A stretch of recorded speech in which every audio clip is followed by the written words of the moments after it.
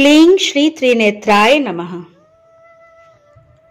या देवी सर्वभूतेषु मां कात्यायनी रूपेण संस्थिता नमस्तस्यै नमस्तस्यै नमस्तस्यै नमो नमः। आज नवरात्रि के छठे दिन मां दुर्गा के छठे रूप मां कात्यायनी की विधिवत पूजा अर्चना की जाती है। देवी कात्यायनी की पूजा से बृहस्पति ग्रह मजबूत होता है। इनकी उपासना और आराधना से भक्तों को बड़ी आसानी से अर्थ, धर्म, काम और मोक्ष चारों फलों की प्राप्ति होती है। उनके रोग, शोक, संताप और भय नष्ट हो जाते हैं। दोस्तों, आज नवरात्रि के छठे दिन दुर्गा सप्तशती के 8वें अध्याय का हम लोग श्रवण करेंगे। 8वां अध्याय रक्त बीज वध। ध्यान। मैं अणिमा आदि सिद्धमयी किरणों से आवृत भवानी का ध्यान करती हूँ। उनके शरीर का रंग लाल है, नेत्रों में करुणा लहरा रही है तथा हाथों में पाश, अंकुश, बाण और धनुष शोभा पाते हैं। ऋषि कहते हैं, चंड और मुंड नामक दैत्यों के मारे जाने तथा बहुत सी सेना का संहार हो जाने पर दैत्यों के राजा प्रतापी शुंभ के मन में बड़ा क्रोध हुआ और उसने दैत्यों की संपूर्ण सेना को युद्ध के लिए कूच करने की आज्ञा दी। वह बोला, आज उदायुध नाम के 86 दैत्य सेनापति अपनी सेनाओं के साथ युद्ध के लिए प्रस्थान करें। कंबु नाम वाले दैत्यों के 84 सेना नायक अपनी वाहिनी से घिरे हुए यात्रा करें। 50 कोटि वीर्य कुल के और 100 धौम्र कुल के असुर सेनापति मेरी आज्ञा से सेना सहित कूच करें। कालक, दौरिद्र, मौर्य और कालिके असुर भी युद्ध के लिए तैयार हो मेरी आज्ञा से तुरंत प्रस्थान करें। भयानक शासन करने वाला असुर राज शुंभ इस प्रकार आज्ञा दे सहस्त्रों बड़ी बड़ी सेनाओं के साथ युद्ध के लिए प्रस्थित हुआ। उसकी अत्यंत भयंकर सेना आती देख चंडिका ने अपने धनुष की टंकार से पृथ्वी और आकाश के बीच का भाग गुंजा दिया। राजन, तदंतर देवी के सिंह ने बड़े जोर से दहाड़ना आरंभ किया। फिर अंबिका ने घंटे के शब्द से उस ध्वनि को और भी बढ़ा दिया। धनुष की टंकार, सिंह की दहाड़ और घंटे की ध्वनि से संपूर्ण दिशाएं गूंज उठी। उस भयंकर शब्द से काली ने अपने विकराल मुख को और भी बढ़ा लिया तथा इस प्रकार वे विजयिनी हुई। उस तुमुल नाद को सुनकर दैत्यों की सेनाओं ने चारों ओर से आकर चंडिका देवी, सिंह तथा काली देवी को क्रोधपूर्वक घेर लिया।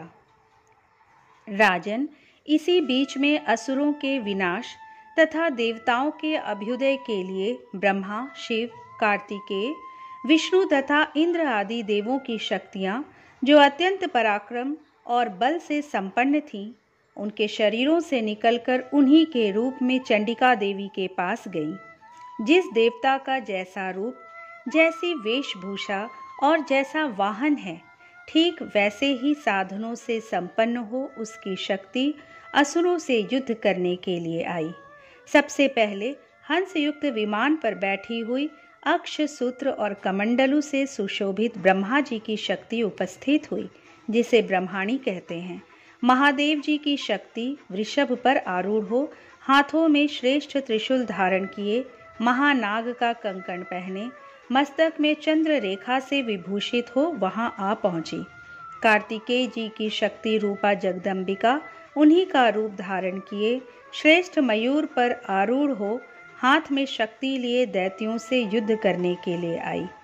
इसी प्रकार भगवान विष्णु की शक्ति गरुड़ पर विराजमान हो शंख, चक्र, गदा, शारंग, धनुष तथा खड्ग हाथ में लिए वहां आई।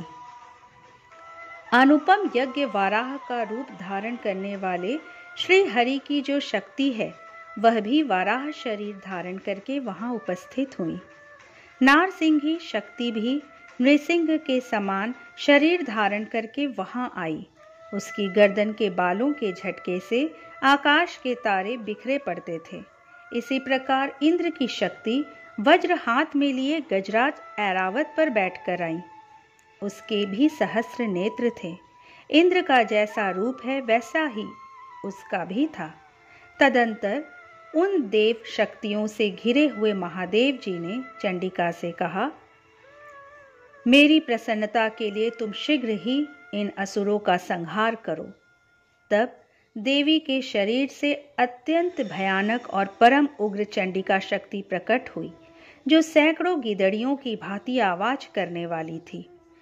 उस अपराजिता देवी ने धूमिल जटा वाले महादेव जी से कहा, भगवन, आप शुंभ निशुंभ के पास दूत बनकर जाइए और उन अत्यंत गर्वीले दानव शुंभ एवं निशुंभ दोनों से कहिए, साथ ही उनके अतिरिक्त भी जो दानव युद्ध के लिए वहां उपस्थित हों, उनको भी यह संदेश दीजिए। दैत्यों, यदि तुम जीवित रहना चाहते हो तो पाताल को लौट जाओ। इंद्र को त्रिलोकी का राज्य मिल जाए और देवता यज्ञ भाग का उपभोग करे। यदि बल के घमंड में आकर तुम युद्ध की अभिलाषा रखते हो तो आओ, मेरी शिवाएं तुम्हारे कच्चे मांस से तृप्त हों। चूंकि उस देवी ने भगवान शिव को दूत के कार्य में नियुक्त किया था, इसलिए वह शिव दूती के नाम से संसार में विख्यात हुई। वे महादैत्य भी भगवान शिव के मुंह से देवी के वचन सुनकर क्रोध में भर गए और जहां कात्यायनी विराजमान थी उस ओर बढ़े। तदंतर वे दैत्य अमर्ष में भरकर पहले ही देवी के ऊपर बाण, शक्ति और रिष्टि आदि अस्त्रों की वृष्टि करने लगे। तब देवी ने भी खेल खेल में ही धनुष की टंकार की और उससे छोड़े हुए बड़े बड़े बाणों द्वारा दैत्यों के चलाए हुए बाण, शूल, शक्ति और फरसों को काट डाला। फिर काली उनके आगे होकर शत्रुओं को शूल के प्रहार से विदीर्ण करने लगी और खट्टवांग से उनका कचूमर निकालती हुई रणभूमि में विचरने लगी। ब्रह्माणी भी जिस जिस ओर दौड़ती उसी उसी ओर अपने कमंडलू का जल छिड़क कर शत्रुओं के ओज और पराक्रम को नष्ट कर देती थी। माहेश्वरी ने त्रिशूल से तथा वैष्णवी ने चक्र से और अत्यंत क्रोध में भरी हुई कुमार कार्तिकेय की शक्ति ने शक्ति से दैत्यों का संहार आरंभ किया।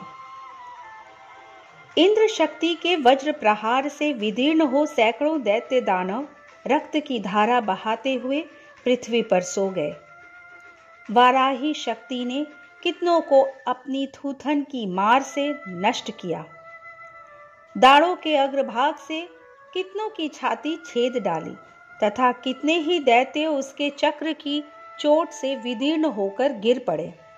नारसिंही भी दूसरे दूसरे महादैत्यों को अपने नखों से विदीर्ण करके खाती और सिंहनाद से दिशाओं एवं आकाश को गुंजाती हुई युद्ध क्षेत्र में विचरने लगी।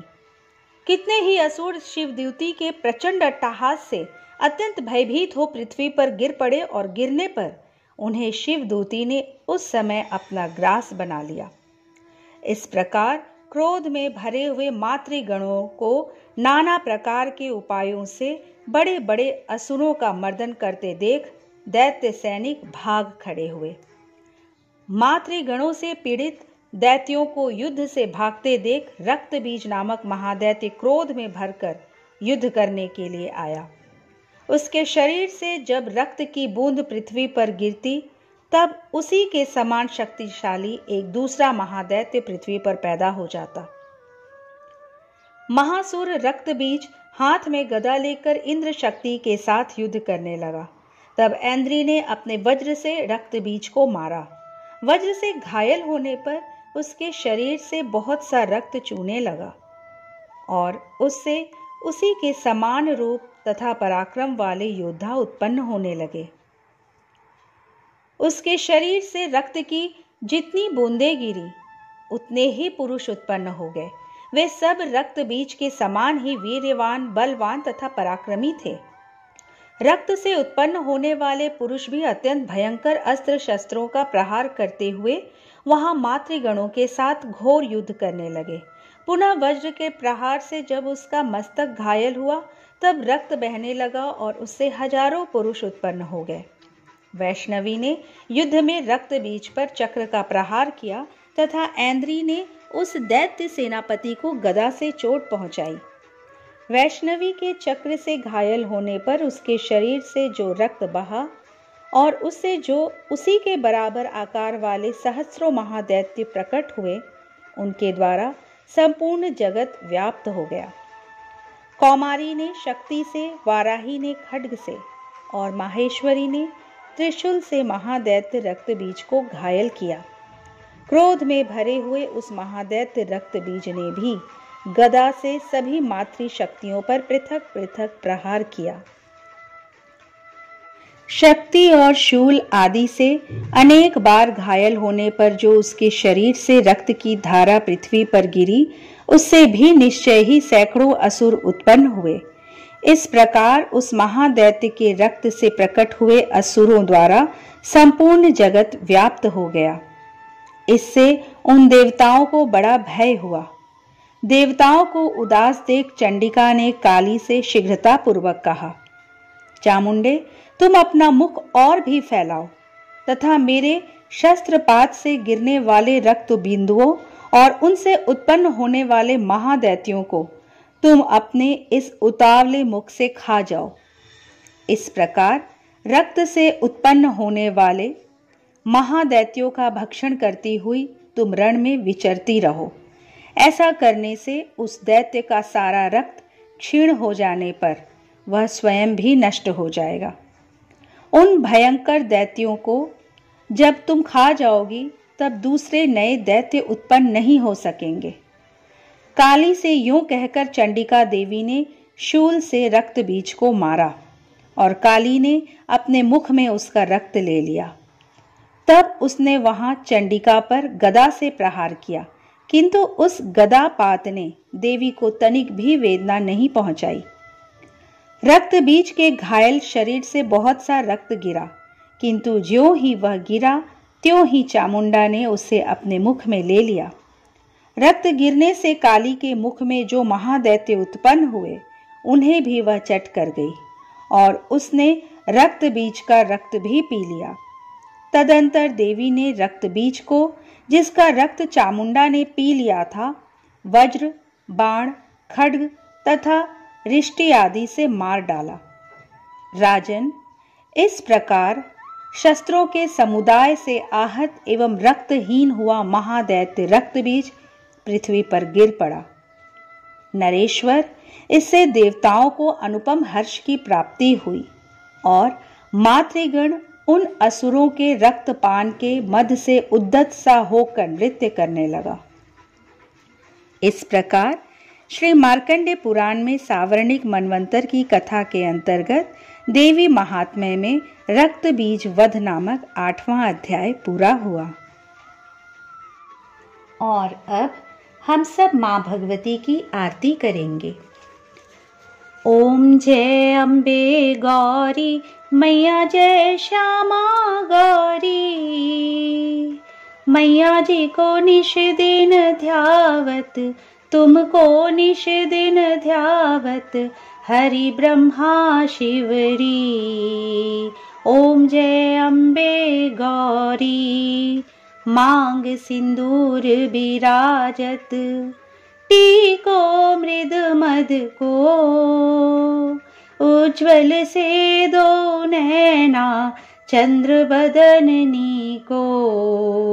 ओम जय अम्बे गौरी कनक समान कलेवर, रक्तांबर राजे रक्त पुष्प गल माला कंठन पर साजे। ओम जय अम्बे गौरी के हरिवाहन राजत, खड्ग खपर धारी सुर नर मुनि जन सेवत, तिनके दुख हारी। ओम जय अम्बे गौरी कानन कुंडल शोभित, नासाग्रे मोती कोटिक चंद्र दिवाकर राजत समज्योति। ओम जय अम्बे गौरी शुंभ निशुंभ विदारे महिषासुर धाती धूम्र विलोचन नैना निषदिन मदमाती। ओम जय अम्बे गौरी।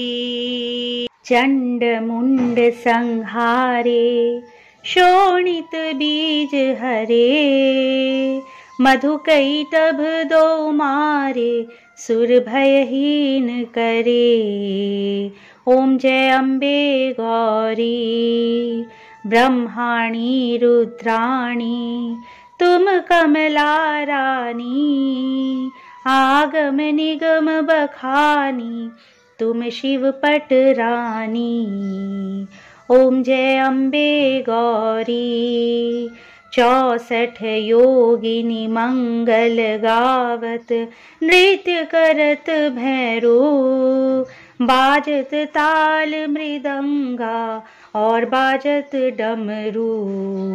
ओम जय अम्बे गौरी तुम ही जग की माता तुम ही हो भरता भक्तन की दुख हरता सुख संपत्ति करता।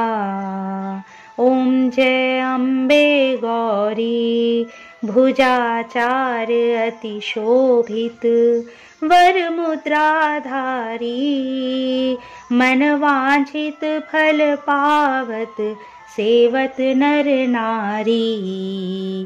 ओम जय अम्बे गौरी कंचन थाल विराजत अगर कपूर बाती श्रीमाल के तुम्हें राजत कोटि रतन ज्योति।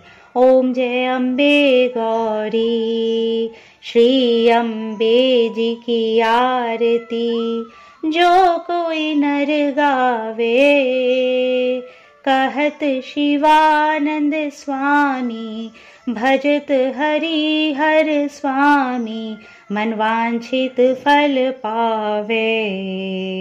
ओम जय अम्बे गौरी। ओम जय अम्बे गौरी मैया जय श्यामा गौरी मैया जी को निश दिन ध्यावत तुमको निश दिन ध्यावत हरि ब्रह्मा शिवरी। ओम जय अम्बे गौरी। दोस्तों, आशा करती हूँ कि आप सभी को आज की ये वीडियो ज़रूर पसंद आई होगी। अगर वीडियो पसंद आई हो तो इसे लाइक कीजिए और ज़्यादा से ज़्यादा शेयर करके पुण्य के भागी बनिए।